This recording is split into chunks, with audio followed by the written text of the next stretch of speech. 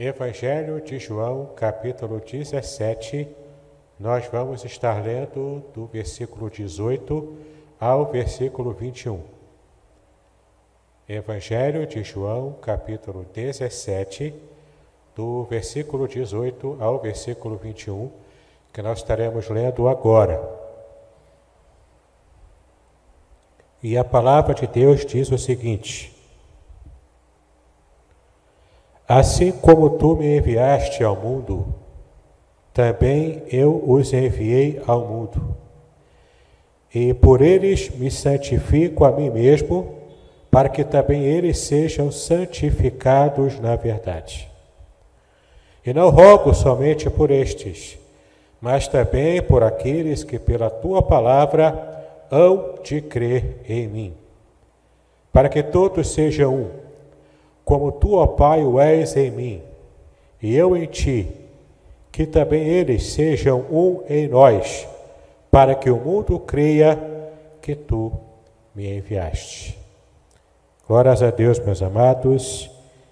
Essa é a oração mais importante de toda a Bíblia. A gente percebe aqui a ação do Senhor Jesus Cristo, dando as suas últimas palavras, os seus últimos ensinos aos seus discípulos.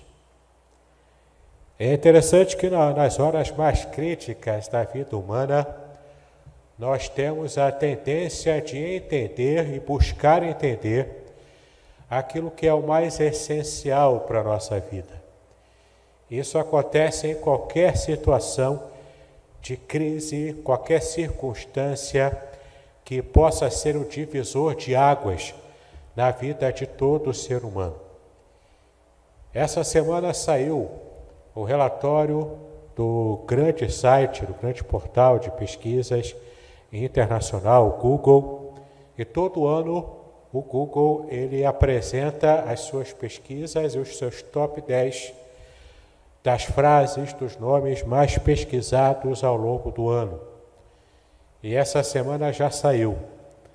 Eu estive, portanto, tendo acesso a algumas das informações e é bastante curioso.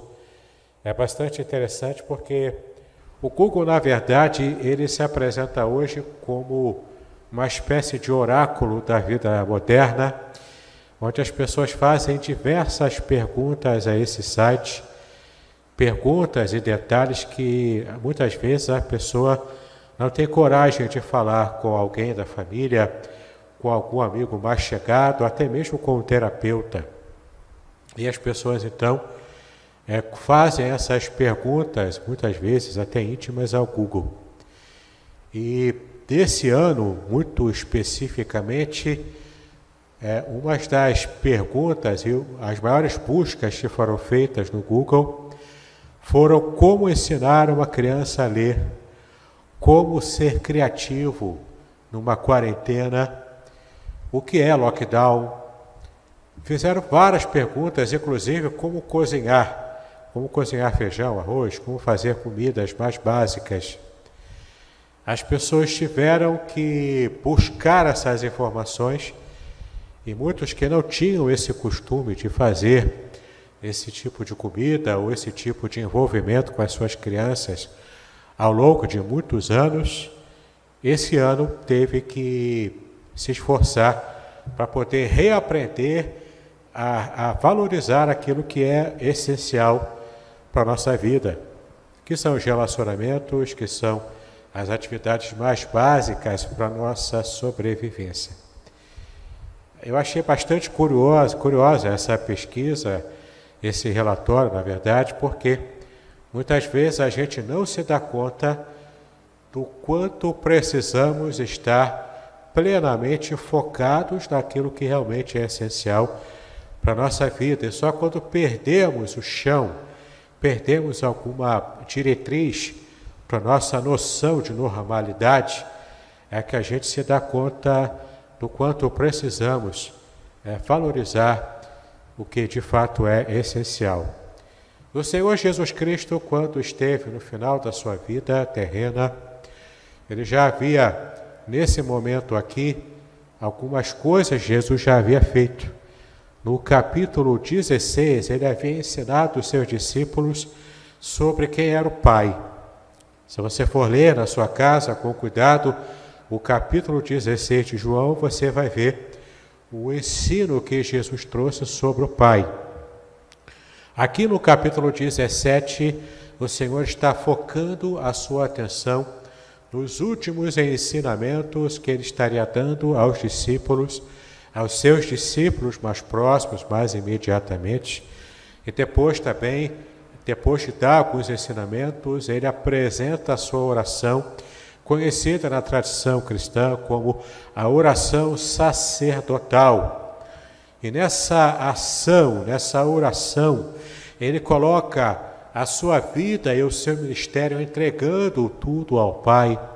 Ele também fala de algumas coisas importantes, ele fala sobre salvação, ele fala até mesmo sobre segurança de salvação, mas também ele faz a oração. Nessa oração ele coloca os seus discípulos diante do Pai. Então, se no capítulo anterior ele trouxe a imagem do Pai, ele trouxe a revelação do próprio Pai para o conhecimento dos seus discípulos, agora no capítulo 17 o Senhor Jesus está intercedendo ao Pai, como se ele estivesse apresentando os seus discípulos ao Pai, porque ele já sabia que a sua vida humana, a sua vida terrena, estaria chegando já nos seus estágios finais. E então ele faz essa oração pelos seus discípulos, tanto aqueles seus discípulos e mais imediatamente próximos a ele, quanto também aos discípulos que estariam espalhados por várias nações da terra, aqueles que ainda chegariam ao aprisco do Senhor, inclusive cada um de nós, inclusive eu e você, fomos incluídos nessa oração sacerdotal, a oração em que Jesus esteve apresentando os seus discípulos e esteve, na verdade, clamando pela sua igreja que permaneceria aqui na terra enquanto ele já estaria cumprindo a sua missão e o seu papel como Salvador e como Redentor aqui na terra. Nesse momento especial, o Senhor Jesus, então, ele foca naquilo que de fato é básico. Como nós estamos meditando nessa manhã, tudo o que nos leva a entender que uma crise nos força praticamente a valorizar é aquilo que é de fato essencial, aquilo que é o mais importante para a nossa vida. E nessa oração sacerdotal que o Senhor Jesus coloca a sua igreja, coloca o seu próprio ministério, a sua própria vida, o Senhor Jesus faz alguns pedidos. E nós vamos ler aqui alguns desses versículos para que possamos entender esses pedidos que o Senhor Jesus fez para o Pai em favor da sua igreja. E o primeiro versículo, o primeiro pedido, na verdade, está do versículo 1 ao versículo 5 do capítulo 17. Então, volta alguns versículos em sua Bíblia, em João, capítulo 17, de 1 a 5, quando Jesus pede pela salvação das pessoas, pela salvação daqueles que o Senhor já o havia entregado a ele. Vamos ler aqui João 17, de 1 a 5, que diz: Jesus falou assim e levantou os seus olhos ao céu e disse: Pai, é chegada a hora. Glorifica a teu Filho, para que também o teu Filho te glorifique a ti. Assim como lhe deste poder sobre toda a carne, para que dê a vida eterna a todos quantos lhe deste, e a vida eterna esta, que te conheçam a ti só, por único Deus verdadeiro, e a Jesus Cristo, a quem enviaste. Eu glorifiquei-te na terra, tendo consumado a obra que me destes a fazer. E agora glorifica-me tu, ó Pai, junto de ti mesmo, com aquela glória que tinha contigo antes que o mundo existisse. É interessante que ele fala de salvação. E é mais interessante ainda que ele fala sobre essa salvação, que ele clama por essa salvação, e é um clamor direcionado. Essa salvação é apresentada de modo direcionado. Para quem a salvação que Jesus Cristo clama é direcionada? Para aqueles que foram dados a Ele. Para aqueles que o próprio Pai havia designado, havia separado e entregue a Ele. Desde a fundação do mundo, esse mistério é uma realidade. O mistério daqueles que o Senhor separou para a salvação, daqueles que Ele preparou para glorificá-lo, enfatizando em toda a eternidade a sua bondade, a sua grandeza e a sua misericórdia. Então, nesses versículos que nós lemos aqui, Cristo clama pela salvação daqueles a quem o Pai já o havia dado, já o havia entregue.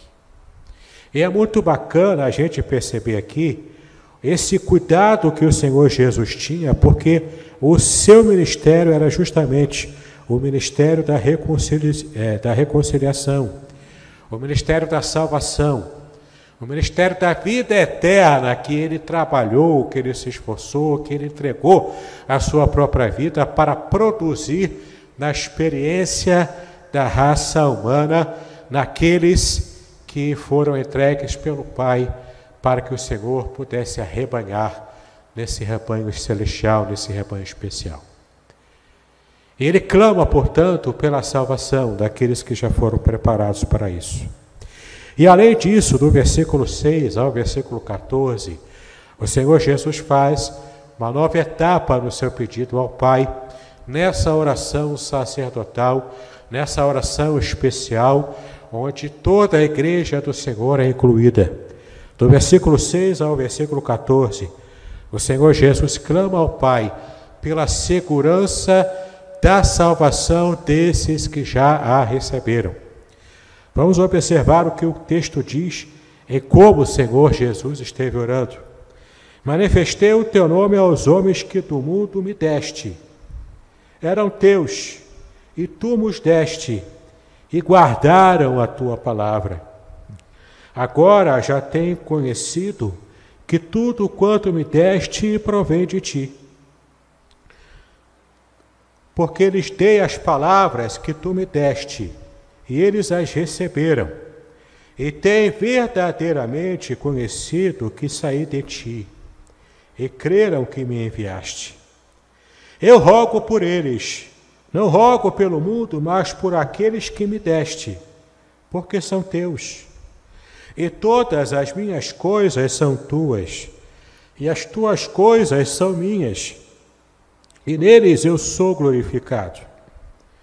Eu já não estou mais no mundo, mas eles estão no mundo. E eu vou para ti. Pai Santo, guarda em teu nome aqueles que me deste, para que sejam um, assim como nós. Estando eu com eles no mundo, guardava-os em teu nome.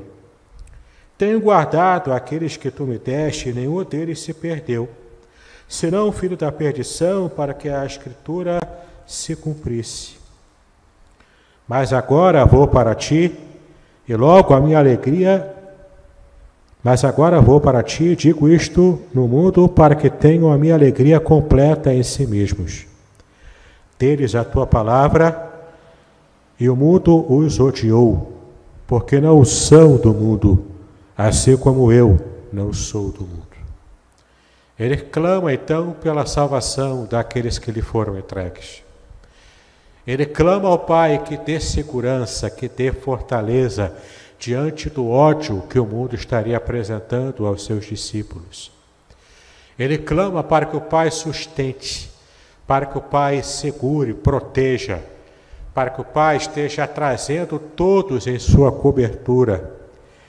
E é muito interessante percebermos o quanto os eleitos são preservados pelo Senhor em todas as circunstâncias do maligno, em todas as circunstâncias desfavoráveis que o maligno esteja produzindo e trazendo em formas de perseguição, em formas de tentação, em forma de lutas, as lutas para a própria sobrevivência, lutas para sustento da casa, da família, lutas, hoje em dia podemos trazer essa ponte para cá, quando falamos das lutas que enfrentamos para sobreviver num sistema político caótico, num sistema econômico que também traz situações de injustiça e desfavorecimento do mais pobre. E nós vemos então a nossa luta ampliando, crescendo, e o nosso esforço tendo que ser a cada dia mais um esforço reforçado para que possamos garantir algumas das qualidades básicas para a nossa própria sobrevivência. Mas o Senhor mesmo, Jesus, disse que nós devemos entregar o nosso fardo a Ele e tomarmos sobre nós o seu próprio fardo, porque o fardo do Senhor é um fardo mais leve do que o fardo que nós estamos já acostumados a carregar, é um fardo difícil. O fardo difícil, às vezes, de uma religiosidade vazia de propósitos e apenas um tipo de forma de religiosidade formal, aparente, para que as pessoas enxerguem em nós algum tipo de religiosidade, de santidade, mas é meramente aparente. Também há alguns níveis de peso que nós muitas vezes nos acostumamos a carregar, e esses pesos nos trazem uma luta muito grande, um esforço muito grande, nos trazem inclusive um abatimento de espírito, um abatimento de alma, seja um problema como uma enfermidade na família, especialmente se essa for uma enfermidade prolongada, seja também o problema de estarmos enfrentando agora o coronavírus, o Covid-19, e o quanto isso tem trazido de desespero para muitos, tem provocado desesperança no coração de muitos. Mas como a própria palavra de Deus diz, nós não somos daqueles que retrocedem, seja diante de uma perseguição, seja diante de um problema físico, seja diante da pobreza, a nossa fé, ela tem que ser inabalável naquele que nos sustenta, naquele que nos abençoa, naquele que nos protege, naquele que cuida de nós, porque Ele é a nossa rocha. E nessa tarde nós devemos nos lembrar dessa oração que o Senhor Jesus fez, e nessa oração Ele clama pela segurança eterna, pela segurança da salvação daqueles que pertencem a Ele. Do versículo 15 ao versículo 20, o Senhor Jesus ainda clama. Ele clama por santidade. E Ele agora coloca não apenas aqueles seus discípulos, mas também clama pela santidade de toda a sua igreja em todas as eras da história dessa terra. E nós estamos incluídos nessa oração por santidade. Veja do versículo 15 até o versículo 20. Não peço que os tires do mundo, mas que os livres do mal. Não são do mundo, como eu do mundo não sou. Santifica-os na verdade. A tua palavra é a verdade. Assim como tu me enviaste ao mundo, também eu vos enviei ao mundo. E por eles me santifico a mim mesmo, para que também eles sejam santificados na verdade. Eu não rogo somente por estes, mas também por aqueles que pela tua palavra hão de crer em mim. Todos nós fomos incluídos nessa oração que enfatiza a nossa própria santidade. E é muito interessante que o versículo 19 diz que por eles, ou seja, por cada um de nós, pelos discípulos de Cristo, o próprio Senhor Jesus diz que Ele se santifica em nossa própria santidade. Ele se santifica para que nós também possamos nos santificar. E é muito interessante a gente perceber o quanto esse texto diz que o Senhor Jesus, Ele afirma que Ele próprio se santifica. Ele diz que está num processo de santificação. O que pode trazer alguma dúvida a algum de nós, porque como assim Jesus já não é totalmente santo? Ele já não era santo desde a eternidade, já não continuou tendo a sua vida de santidade ao longo da sua história aqui na terra. Como assim ele vai se santificar agora? Ou ele vai continuar a se santificar?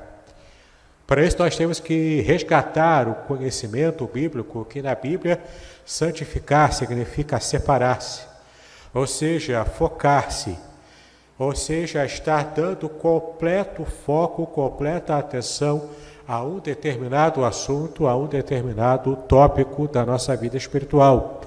E aqui ele disse que por eles eu também foco na minha santidade, na minha separação, para que através da verdade pregada no Evangelho, eles também possam se santificar, ou seja, eles também possam estar imbuídos dessa verdade e estar focalizando essa verdade e estar espalhando essa verdade com foco, com prioridade para o mundo que estará odiando esses meus discípulos. Ou seja, devemos amar aqueles que nos odeiam. E como vamos amar aqueles que nos odeiam? Vamos amá-los falando a verdade. Vamos amá-los também nos santificando na verdade em Cristo Jesus. E quando buscamos essa santidade em verdade, esse foco na verdade, quando buscamos isso, nós estamos então cumprindo o nosso papel e a oração do Senhor Jesus estará tendo pleno efeito em nossas vidas individualmente e também na vida de toda a igreja como corpo universal do Senhor Jesus Cristo. Mas então o Senhor Jesus termina a sua oração quando ele clama, o seu último clamor nessa oração sacerdotal é quando ele clama por unidade, a unidade do seu corpo, a unidade da igreja. Veja como ele faz essa oração do versículo 21 ao versículo 26. Para que todos sejam um, como tu, ó Pai, o és em mim, e eu em ti, que também eles sejam um em nós, para que o mundo creia que tu me enviaste. E eu deles a glória que a mim me deste, para que sejam um como nós somos um. Eu neles e tu em mim, para que eles sejam perfeitos em unidade, e para que o mundo conheça que tu me enviaste a mim, e que os tens amado, e eles como tens amado a mim. Pai, aqueles que me deste, quero que onde eu estiver, também eles estejam comigo, para que vejam a minha glória que me deste, porque tu me amaste antes da fundação do mundo. Pai justo, o mundo não te conheceu, mas eu te conheci, e estes conheceram que tu me enviaste a mim. E eu lhes fiz conhecer o teu nome, e lhe farei conhecer mais, para que o amor com que me tens amado esteja neles, e eu neles esteja. O Senhor Jesus aqui, ele clama pela nossa unidade. Portanto, isso nos leva a refletir que a igreja peca quando ela não consegue viver em unidade. Quando o corpo de Cristo não consegue viver em unidade, ele não está conseguindo perceber ou espelhar a resposta desse pedido que o Senhor Jesus disse. Para que nós possamos manifestar o Senhor Jesus Cristo no mundo, precisamos fazer isso à prova da nossa própria unidade. Agora tem dois conceitos importantes que nós precisamos trazer à lume quando falamos em unidade do corpo de Cristo. O primeiro conceito é de que nós possamos, inclusive, nos esforçar para termos, sim, a unidade no corpo, num organismo vivo que é o corpo de Cristo. Mas, principalmente, a unidade perfeita, completa, a unidade que está acima de qualquer experiência humana, essa unidade perfeita, ela só é propagada, ela só é projetada e ela só é concretizada através do Espírito Santo do Senhor. Sem que haja a concorrência do Espírito Santo, sem que haja a ação direta e proposital do Espírito Santo, é muito difícil a gente conseguir uma unidade plena, real, verdadeira, sem subterfúgios, não apenas uma unidade plástica inventada, criada no momento de estarmos no culto litúrgico, não apenas essa unidade litúrgica, mas uma unidade genuína, uma unidade real, com corações realmente convertidos uns aos outros. Essa unidade é possível, mas ela é uma operação direta do Espírito Santo. E além disso, essa unidade ela não é projetada na experiência gospel, na experiência evangélica, apenas quando falamos, não, vamos deixar doutrinas que nos separam de lado e vamos viver essa unidade, que seria uma unidade sem ser sincera, seria uma unidade insincera, porque você está fingindo que não está levando a sério questões importantes, inclusive questões muito sérias que envolvem situações doutrinárias. Não é essa unidade que a palavra diz. A palavra não está dizendo que devemos buscar a unidade a ponto de estarmos ignorando ou deixando de lado questões importantes da fé cristã. Na verdade, não. Se você for ler toda a Bíblia, você vai perceber o quanto o próprio apóstolo Paulo, o próprio Senhor Jesus e todos os apóstolos levaram a sério a sã doutrina.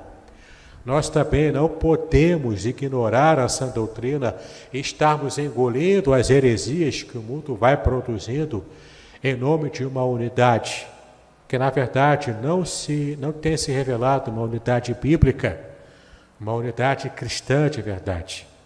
A nossa unidade ela é produzida, sim, entre a comunidade daqueles que professam a fé verdadeira.